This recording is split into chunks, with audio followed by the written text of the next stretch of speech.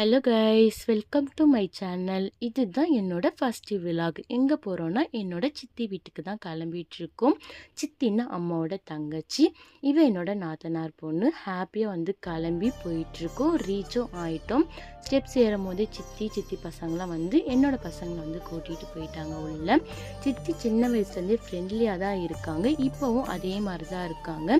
Early morning போனதால் breakfast அவங்களே prepare பண்ணியிருந்தாங்க. இட்லியும் பூரியும் கறி குழம்பும் நல்லா சாப்பிட்டுட்டு நாங்கள் அள்ளிமல்லி விளையாடலான்ட்டு பிளான் போட்டுட்டோம். அதுதான் விளையாடிட்டு இருந்தோம். சித்தி எங்கள் கூட சேர்ந்து தான் விளையாடிட்டு இருந்தாங்க. நாங்கள் எல்லோரும் ஒன்று சேர்ந்து தான் அள்ளிமல்லிலாம் விளையாடுவோம். நீங்களும் விளையாடுவீங்கன்னு கமெண்ட் செக்ஷனில் சொல்லுங்கள். லன்ச் டைமும் வந்துடுச்சு.